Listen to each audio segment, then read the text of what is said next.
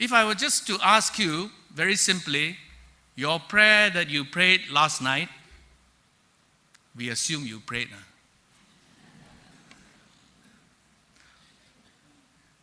How many percent of your prayer was thanksgiving? 1%? 10%? 99%?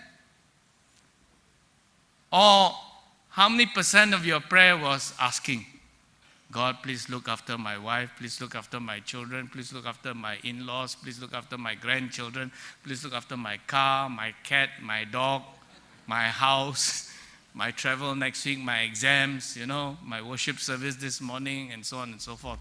I think that's just us as human beings, right? That's just us as human beings. It reflects our humanness, our forgetfulness, our lack of appreciation. Too often we forget to count our blessings. And I think it's always useful to pause and to begin with thanksgiving. As a boy, I was taught to pray. And in prayer, there are many ways in which we can pray. And there are many little things we have learned about prayer over the years. But one of the things I've learned about prayer over the years is this ACTS. You know that? When you pray, ACTS, X. A is adoration, C is confession, T is thanksgiving, S is supplication. Supplication means you pray for somebody. We make our request at the end. We begin with praise, adoration, thanksgiving. That should form our prayer first. But too often we forget. We straight away go into my needs. When we pray the Lord's Prayer, what do we say? Who do we begin with? Our Father who art in heaven, hallowed be your name. Your kingdom come, your will be done on earth. So we begin with our focus on God. Then only we come to give us this day. We don't begin with our Father in heaven, can you please give me my roti canai, my thosai, We don't begin that way. We begin with our focus on God, remembering who He is, what He has done for us. In the words of a song, I think it's worthwhile, this little song we learned. I'm sure many of you know this if you're old enough. Count your blessings, name them one by one. Count your blessings, see what God had done.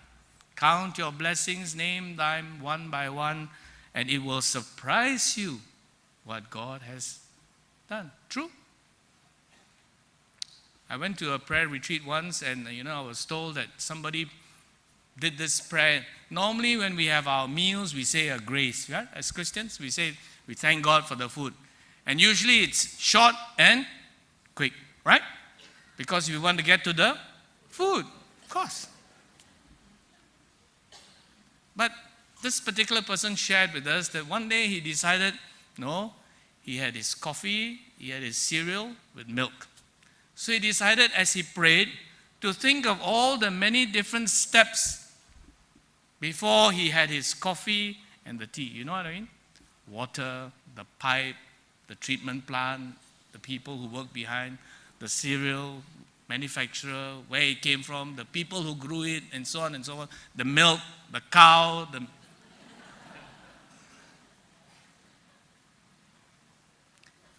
Actually, I did it once for myself too, and it's a very useful exercise because it really stops you to think about all the different people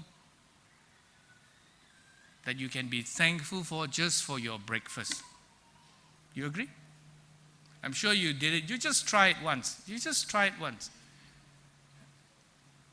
Your Thanksgiving before your meal, you may not have your meal after that because no time really.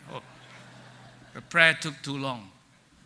Count your blessings, name them one by one, and it will surprise you what the Lord had done. Why was David so sure that he could count his blessings? There are two things we learn from this Psalm 103. David was sure that he could count his blessings because of his personal experience. He had a history with God.